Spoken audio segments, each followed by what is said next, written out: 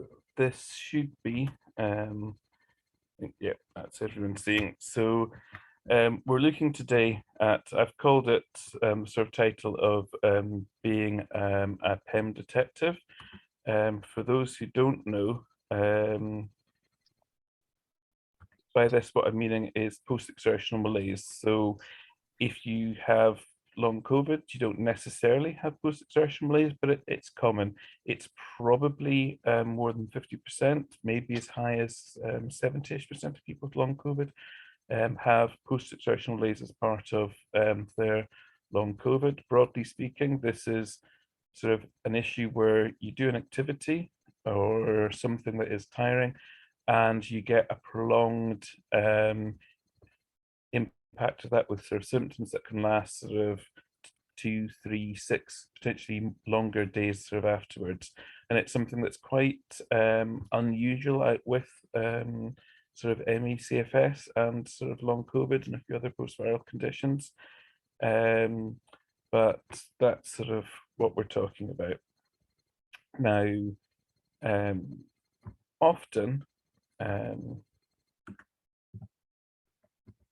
it's going to be very obvious as soon as you realize that you do experience post-exertional malaise, what the problem is. And it's going to be simply a case that in the last day, the last 2 days, the last week, the last few hours, you've done too much. And often once you understand that you have a limit on how much energy you have, and that you kind of pay an unfair and serious price for doing too much, you'll often realize that that's what the problem is, but it won't always be so clear. And one thing that can make it a lot harder is I sort of talked about the noise in my notes here, where people are in the sort of boom bust cycle where they maybe do things some days and then have no energy others, where they don't have like a balancing of energy on a day-to-day basis. They can be in a sort of a position where they don't really have a connection between cause and effect because they might have done 4 things within the last 3 days that massively overexert themselves, and they're not sure where the problems lie and what things they maybe got away with. So one of the things that can really help in working out what is causing issues is to try as much as possible to work within what you can safely do in terms of your energy envelope, and also in terms of avoiding the things that are most fatiguing and most triggering post-exertional malaise. So that's kind of like the starting point. And once people are doing that, then a lot of these other things I'm going to talk about, they can start really kind of showing and making a bit of a difference in terms of picking up where their sort of problems lie. So I'm going to cover activity diaries in a bit more of a bit more detail. Activity diaries are a really useful tool. A lot of people experience post-exertional malaise have short-term memory problems. And if you've got short-term memory problems, then it can be very hard to know what you did this morning, let alone yesterday or the day before or a week ago. So if you're trying to sort of work out what you've done that might be causing you problems, it can be very helpful to actually know what you've been doing. Often what you can do is you can backtrack if you're, so you might feel awful when you wake up one morning, you're feeling awful. You might be able to look back at what you've done in the last 12 hours, 48 hours, or even longer. And sometimes there can be like a key thing. Oh yes, I did such and such. And that can be a really good indication that that was maybe what might have been triggering sort of your symptoms. Something else that's really important is to listen to your body and mind for clues. Quite often, some people might remember from last week, I looked at, it was the Workwell Foundation. They have a post-exertional malaise flow chart. And what it kind of shows is that you might experience some symptoms sort of straight away, some symptoms a little bit further on, a few hours, a few days, and then you may still experience some issues sort of a week or so after something that's triggered post-exertional malaise. But quite often there are things you can pick up initially, and the more you're aware of your post-exertional malaise, the more you're able to learn what they are for you and pick up on them. So it might be, in my case, when I've kind of overextended myself, I stumble a lot more. I slur my speech. I forget what I'm saying mid-sentence. I can get headaches. I can be dizzy. I can be breathless, and there can be other sort of things I can pick up on when I'm doing sort of like promptly doing like some mental tasks. Occasionally I will pause and I'll do sort of like I occasionally play chess where I won't play like a whole match live, but I might do like a chess puzzle or a move in a match that I've got 3 days to make a move. And if when I'm looking at that, I can kind of tell, oh, my brain's really not working at all, something like that can be an indication that I need to stop. It is different for each of us. You've kind of got to learn what your own symptoms are, but it is something that I think most people develop, you know, over time. I didn't have it in the first 6 months or a year or so of being ill, but it kind of developed beyond that. And I think if you're listening for it and looking out for it, and just kind of like not denying it, it can be easy to decide that something isn't a symptom if you want to do it. So you kind of need to take a step back and think, is this something I should be? Is you know, is my body or are the things that are trying to tell me I'm maybe doing something I shouldn't be doing or should stop doing? We're going to cover heart rate monitoring in more detail. I wear a heart rate monitor, and it's only something I started doing probably about 9.5 years into being ill with ME. And I kind of felt like, why didn't I do this a lot sooner? Because it's really been incredibly helpful. I'll cover that in a bit more detail. And also the same with heart rate variability. It's another sort of really useful tool. And also we'll look at feedback from others, because that also can be really, really helpful. But one thing I do want to stress is, I mean, I come from a position of privilege where I got ill. Within a month of being ill, I had my first appointment with Rufus, I just said and I was able to get professional help very, very quickly. And most people don't get that. I then, where I am, I'm co-chair of a charity Stockport ME group. And before I started with the charity, they actually got funding in place for a specialist service, which got taken over by the NHS. So I was able to access that service. There was a year wait, but I still was able to access that service and get a lot of support. And it's support that a lot of people, unfortunately, don't get, however long they so need to bear with me. My daughter's just come home from brownies. There'll be a little bit of background noise for a minute or two. So I do want to stress that when we're sort of looking at sort of trying to work out what's causing post-exertional malaise, a key thing to bear in mind is that we don't have the same amount of energy each day. So if you've got a cold, if you've got a bug, you're going to have less energy than you did before. If you've overexerted yourselves from what you've done over the last few days or weeks, you're going to have less energy, and that can really affect what's going to cause post-exertional malaise. So if you're in a crash period, probably almost everything you do will be triggering PEM. So going to the toilet, sitting up, eating, drinking, everything has the potential of causing and triggering post-exertional malaise if you're in that sort of extreme sort of state.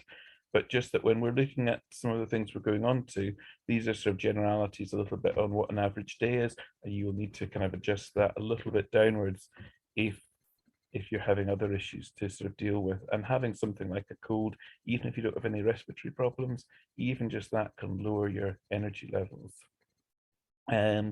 Some people have found it really helpful to look at changes in your heart rate variability or your resting heart rate, as these can be indicative of having less energy. And that can be a sort of a good point if you're trying to evaluate what you can do in a day at the sort of beginning of the day. So they're not things I do myself, but they are things that many people have found to be helpful.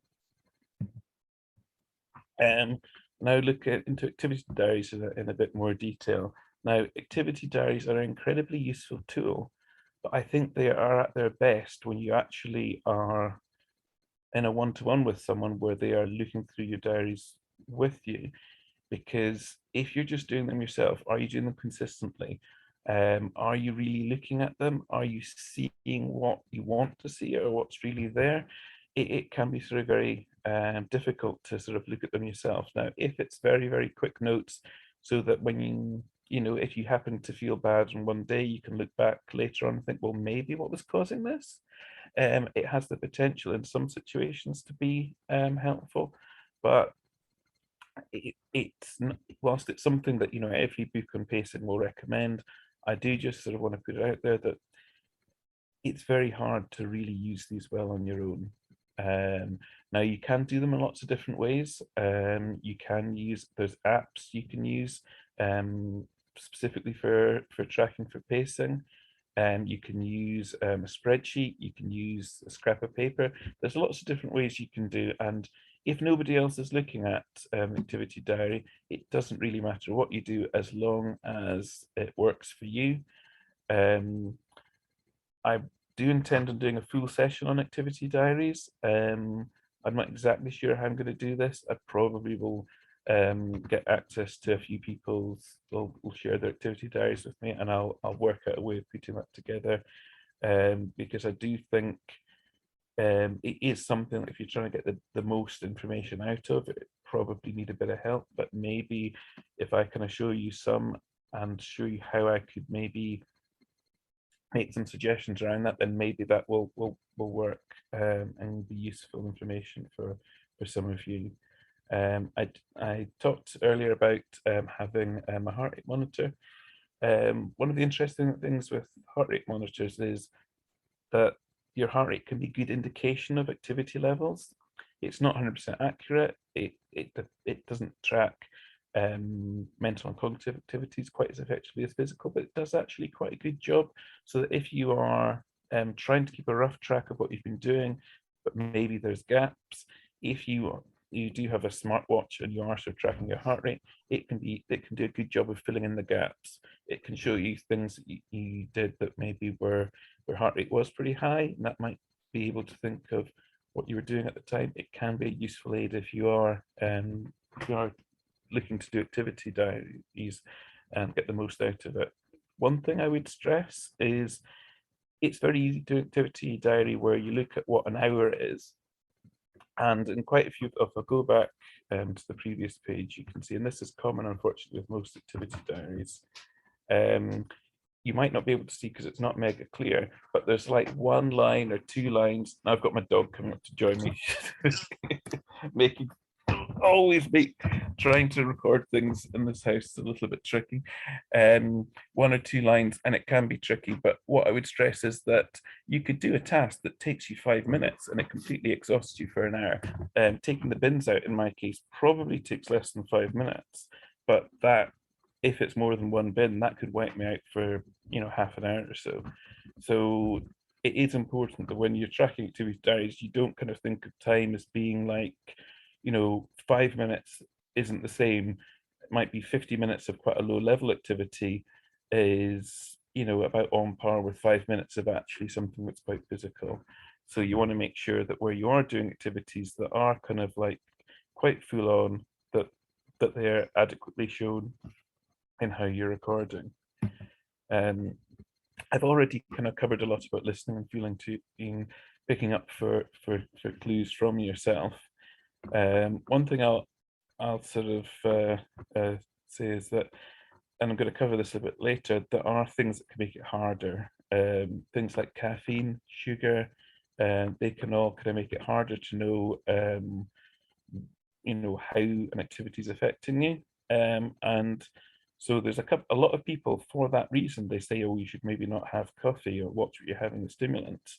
I take a slightly broader view, which is, if you're going to take coffee, you're going to take sugar, you're going to do these sort of things, just be mindful that then you can't rely on what your body's telling you so much, because you're taking things that are going to give you the impression of having more energy than you perhaps do. So you maybe need to be thinking more in terms of, how time spent in activity, heart rate monitors and things like that for hints.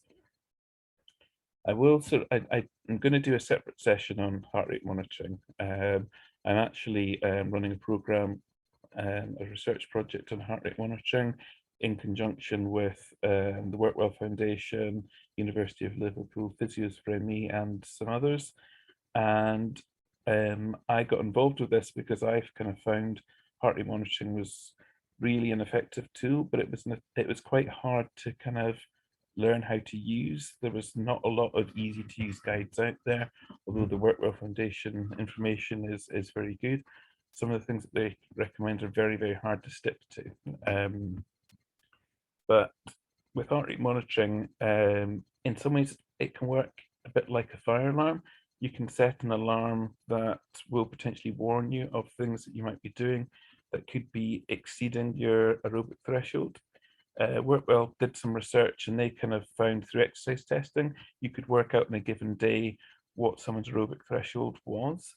And if people exceeded that, they were very likely to be triggering post-exertional malaise if it was for at least a couple of minutes. And that they've sort of found through some simple calculations, you can get a reasonable approximation of what your aerobic threshold will be, and then sort of try to sort of stick within it. So in this, I wish you could see my cursor. I don't think you can. And for me, my aerobic threshold is probably around the sort of 98 level.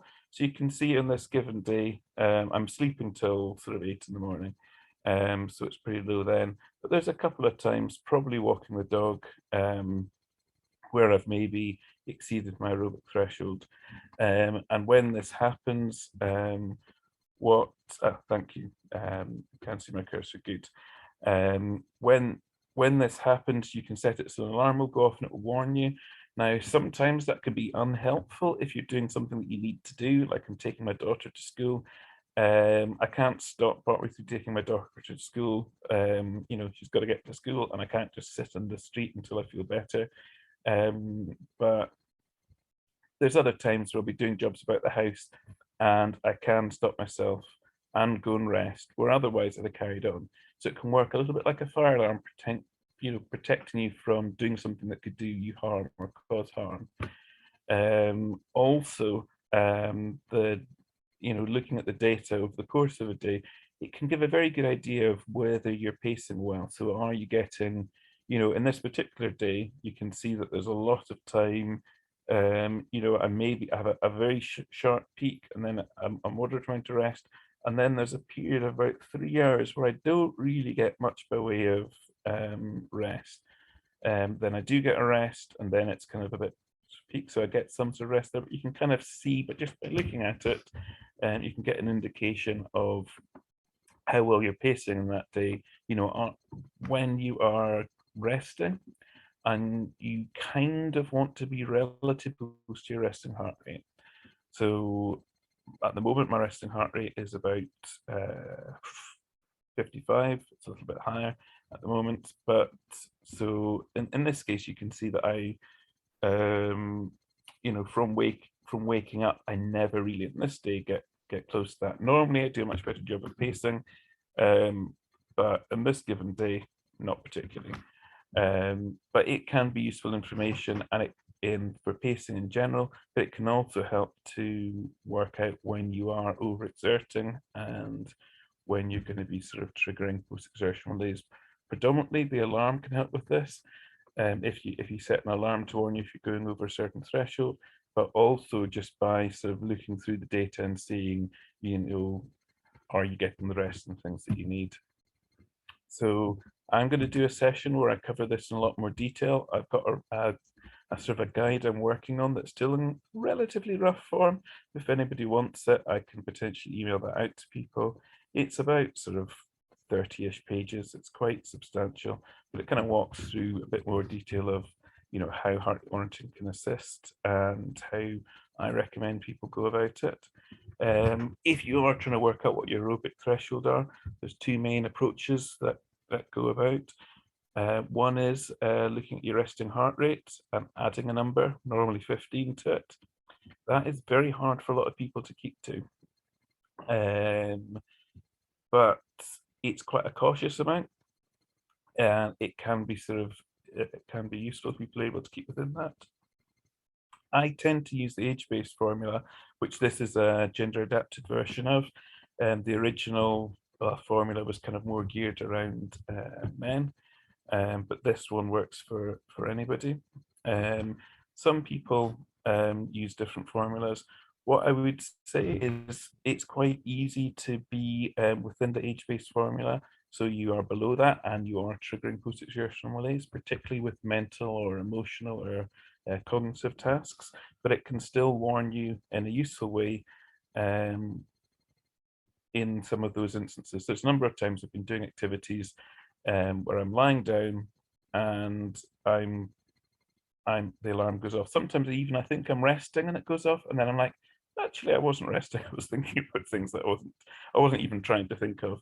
Or maybe in some instances I've been quite emotional about something, and you know, I kind of realized, well, I can still feel those feelings, but maybe find a way of doing so in a sort of a calmer, less exhausting way.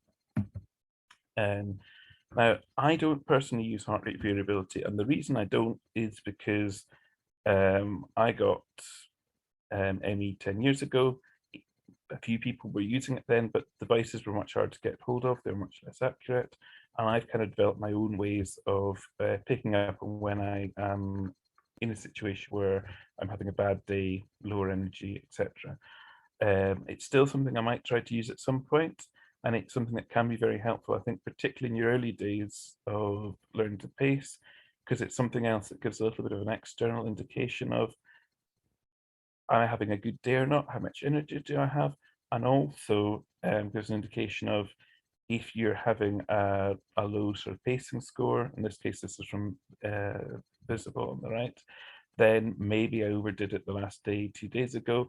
And in terms of working out what's causing your post-exertional malaise, it gives clues that can help you work it out. It's not just depending on how you're feeling, because how you're feeling can be distorted a bit by, a good example of this is somebody has had a week where they barely got out of bed and everything's been a struggle. Then they have a couple of days where they feel able to do more. They feel really positive about life. They're doing more. They can be a little bit more ambitious in what they're doing. They're feeling really positive, but they might be overdoing it and they might be paying for it over the next couple of days. So particularly when you're in that sort of situation, using something like heart rate variability can assist in helping giving you a tool or an X-ray of checking how much energy do you have and what might be causing post-exertional malaise. Workwell Foundation, I covered this in an earlier slide very briefly. They've also sort of noticed that changes in your resting heart rate can also be sort of indicative of being in a sort of low energy sort of place. If there's a significant change in your resting heart rate up or down, that can be indicative of you having overexerted and maybe needing to cut back on what you do and rest more in a given day. It cannot, I mean, changing your medication can also change these things. So you have to sort of look at the sort of holistic view of everything that's happening with you, but it can be helpful. I do also really recommend that people do consider, if they have access, professionals to assist with pacing. There's a lot of things I wouldn't have picked up on myself. I think one big problem is that many of us have cognitive deficits. We have brain fog. It can be very hard to read and absorb information or taking in information if you're listening to it or watching people talking. It's also really hard because pacing isn't something that you just do for 10 minutes. Earlier on, I was doing some breath work. It's very easy. I press a button, I follow the protocol, it stops and it's done. I just need to remember to do it and do it with the right frequency. But pacing is kind of like 24 hours a day all the time. And a lot of what you're doing with pacing is actually changing and adapting your life. And that's really difficult to do. We've got our own resistances, we've got our own biases, we've got our own things that we're very attached to. And it can be hard to navigate that on our own. And professionals, if you have the right ones, can make a massive difference. I've been very lucky and I've got some really understanding and supportive friends and family. So my wife will, for instance, pick up on when I'm doing too much and she'll say, you know, you're not making sense. You need to go lie down. You know, she'll say, I don't think you should do that. That's going to overexert you. she will sort of both pick up on some cues I might miss, either because they're not apparent to me or because I don't want to see them. And even my daughter, who's 8, she can often pick up on these things. And again, she understands about pacing, and she will help me to pace. My PAs, one of my PAs I recruited from the ME community. And if I'm out doing something, she will be sort of saying, will know what might trigger my post-exertion malaise and would warn me. I've kind of trained up some of my other PAs a little bit with that too. So potentially you can get a lot of help. And the other thing I would stress, we have 34 people here in long COVID support. We've got 60,000 odd people. Not everyone there needs to pace, but many do, and many have experience of working out what's caused problems for them, and they've found solutions. So really, you've got a whole community you can draw on for support. There's one key thing that I'd sort of missed in sort of notes just sort of cover now, and that's a key thing to remember is prior experience. So you might do a task and it causes post-exertional malaise. That doesn't mean it's always going to do that, but it means that it's relatively likely to do that again. So if, I've learned how far I can walk without triggering, I think even small distances will trigger issues, but there'll be issues that I recover from quite quickly. Whereas if I walk more than a certain amount, that's too far. I know I can do a certain length of dog walking a day that will wipe me out for an hour or so, but any longer and the consequences will be a lot more extreme. And I know that if I'm having a slightly worse day energy wise, I need to lower what I can do there. So you kind of learn what you can do and adapt that around your sort of base levels. So you kind of know what is safe for you to do and what is risky and what just shouldn't be done at all. I feel like I've talked a little bit longer than I intended, but I'm coming quite near the end. I do want to touch on a few things that I've kind of hinted on some before. There's lots of things, medication, painkillers, caffeine, sugar, all of the potential to mask symptoms. And I'm not saying don't take these, but some people, one of their main sort of triggers or warning signs when they're experiencing post-exertional malaise is pain. So if it's mild pain, sometimes painkillers can mask that, and just be aware of that. And then if you're taking them, be a little bit more cautious in your activity levels. I'd also kind of want to highlight a big issue that I had, which is there can be other medical causes. So sometimes you might pick up on something, the issue might not be post-exertional malaise. So in my case, I have dysautonomia. So I have problems sitting and standing that are relieved by lying down. And for about 10 years, maybe 9.5 years, I certainly had ME, but I also had dysautonomia, and it wasn't diagnosed and it wasn't being treated. So some of the times where I thought, oh, I can't do that, it's causing post-exertional malaise.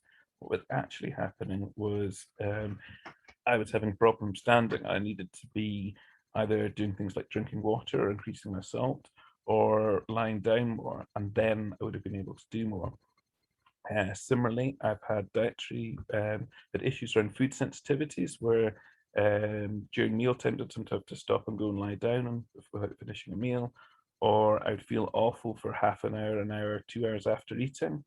And I discovered that I had a lot of food sensitivities, and when I adapted my diet, my energy levels improved a lot.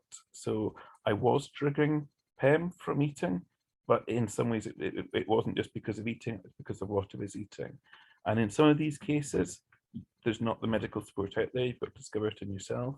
And in other cases, I just encourage people to get medical advice and look at those issues, because not everything is post-exertional malaise.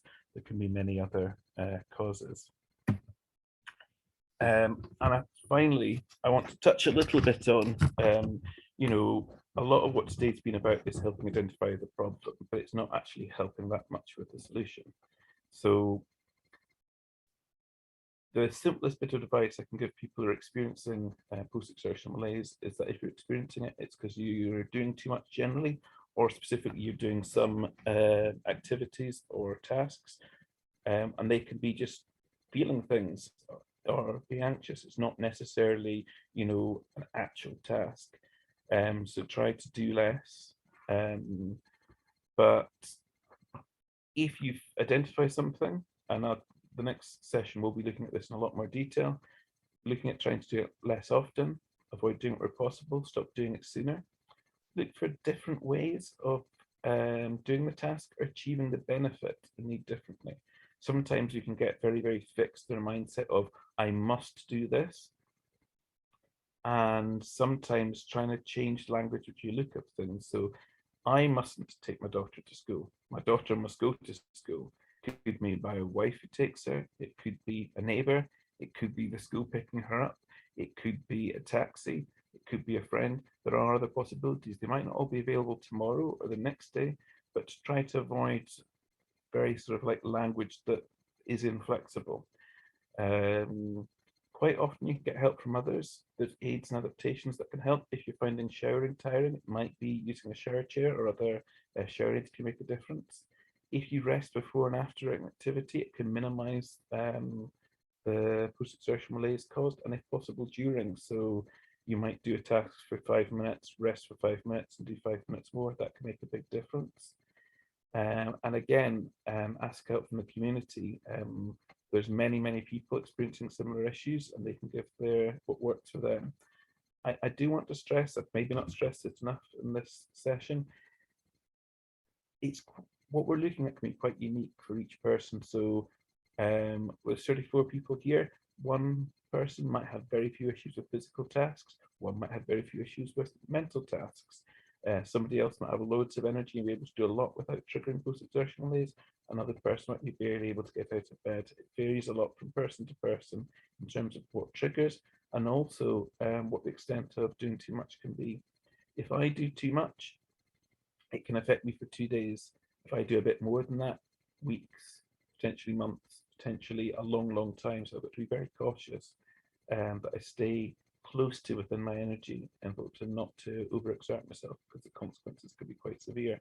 Somebody else might be able to do quite a bit more than I do beyond what they can do safely and not get the payback that I do. So we are all individual, and when you're asking what works for other people, it doesn't necessarily work for you, but it's certainly something to consider.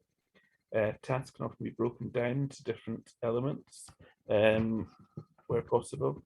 And there's a lot that can be done looking at changing environmental factors or looking at ways of reducing the fatiguing elements. So for instance, I've got a friend who likes going to the theatre.